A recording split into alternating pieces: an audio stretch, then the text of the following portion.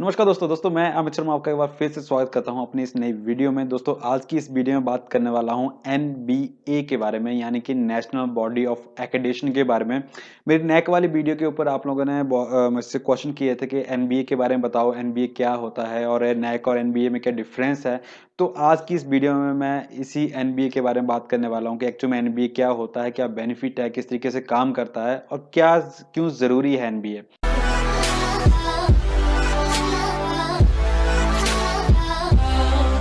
दोस्तों बात करते हैं एनबीए के बारे में। इंडिया के दो सबसे मेजर एक्रेडिटेशन बॉडीज हैं, एक है नेक NCCC एंड एक है एनबीए। और आज की इस वीडियो में एनबीए के बारे में बात करते हैं। दोस्तों एनबीए का बात करूं तो एनबीए को जो एस्टेब्लिश किया था वो किया था एआईसीटीई ने, यानी कि all India council for technical education ने 1994 के अंदर 2010 में इसको जो है कि इंडिविजुअल बॉडी बना दिया गया था।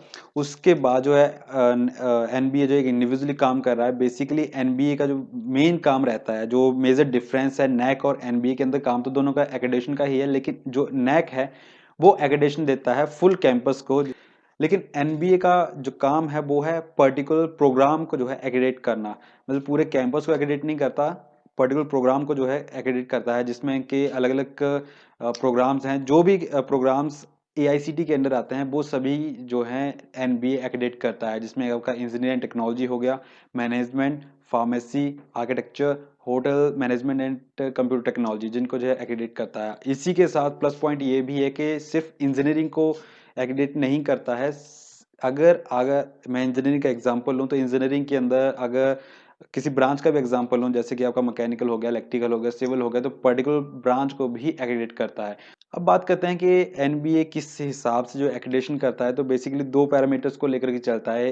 ये प्रोग्राम वाइज भी रहती है और इंस्टीट्यूशन वाइज भी रहती है। मेन पॉइंट्स को जो कवर किया जाता है इसके अंदर वो होते हैं, एक तो हो गया इंफ्रास्ट्रक्चर फैसिलिटीज, क्या क्या पर्टिकुलर प्रोग्राम के लिए क्या क्या इंफ्रास्ट्रक्चर अवेलेबल है कैंपस के अंदर, एंड क्या क्या फैसिलिटीज जो स्टूडेंट्स को दिया जा रहा है। सेकंड पॉइंट आता है कि लर्निंग और टीचिंग के लिए क्या क्वालिटी मेंटेन किया जा रहा है उसके अंदर, और उसको कितना इंप्रूव करने की जरूरत है, क्या वीकनेसेस हैं, वो सारी चीज़ें इसके अंदर पॉइंट्स को चेक किया जाता है।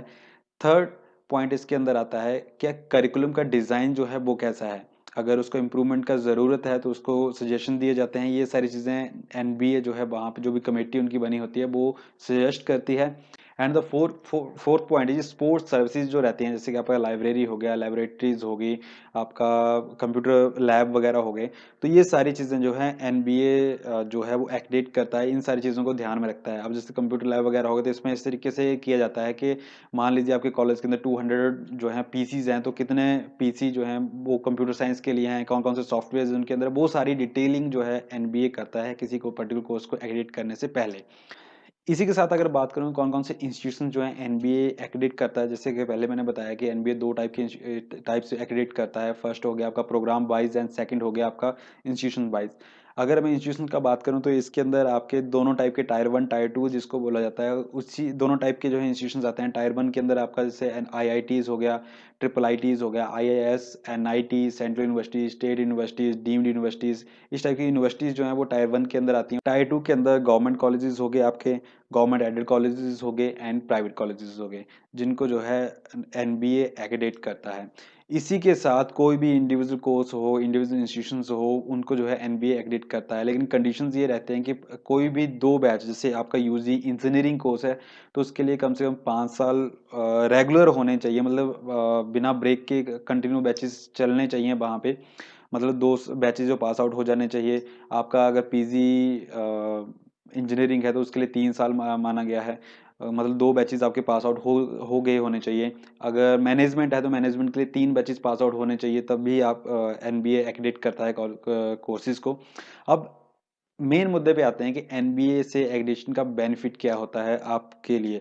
अगर आप ऐसे कॉलेजेस के अंदर पढ़ रहे हो, ऐसे यूनिवर्सिटी के अंदर पढ़ रहे हो जिसके कोर्सेज जो हैं एनबीए से एक्रेडिट हैं, तो आपको क्या बेनिफिट होने वाला है। अगर मैं इनकी बेनिफिट की बात करूं, क्या बेनिफिट होने वाला है इसको या कॉलेज इंस्टीट्यूशन को एनबीए का एक्रेडिटेशन से क्या बेनिफिट होता है, तो सबसे पहला पॉइंट हम ले लेते हैं कि जैसे हाईएस्ट क्वालिटी एजुकेशन को जो है प्रमोट करता है एनबीए। तो जिसका कमेटी है वो क्वालिटी कंट्रोल के ऊपर काफ़ी फोकस करता है। जैसे कि इनका मोटो है promoting international standards for technical education in India.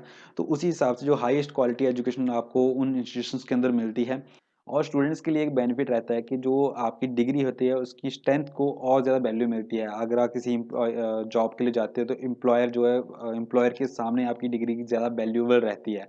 तो ये प्लस पॉइंट आपके लिए रहता है। इसी के साथ एनबीए जो हेल्प करता है किसी भी इंस्टीट्यूशन को या किसी उसके प्रोग्राम को की स्ट्रेंथ्स, वीकनेसेस, अपॉर्चुनिटीज़ को आइडेंटिफाई करने में साथ में सजेस्ट करता है कि किस तरीके से वो पुश आउट कर सकते हैं इंस्टीट्यूशन उन प्रोग्राम्स को और बढ़िया तरीके से चलाने के लिए, सही डायरेक्शन से चलाने के लिए या उनके करिकुलम वगैरह को रीडिज़ाइन वगैरह करने में, बहुत सारी चीज़ें एनबीए की जो कमेटी होती है वो सजेस्ट करती है इंस्टीट्यूशंस को। तो दोस्तों ये कुछ पॉइंट्स थे एनबीए को लेकर के एनबीए किस तरीके से एक्रेडिट करता है इंस्टीट्यूशंस को, क्या बेनिफिट है, किस तरीके कौन से इंस्टीट्यूशंस को करता है। इसी के साथ आप कैसे चेक कर सकते हैं कि कौन-कौन से इंस्टीट्यूशंस जो हैं एनबीए से एक्रेडिटेड हैं। सो दोस्तों अगर आपको वीडियो इन्फॉर्मेटिव लगा होगा तो शेयर ज़रूर कीजिएगा, पसंद आए तो लाइक कीजिएगा एंड आपके कुछ क्वेश्चन। सो दोस्तों इसी के साथ खत्म करता हूँ इस वीडियो को, मिलूंगा नेक्स्ट वीडियो के अंदर। Till then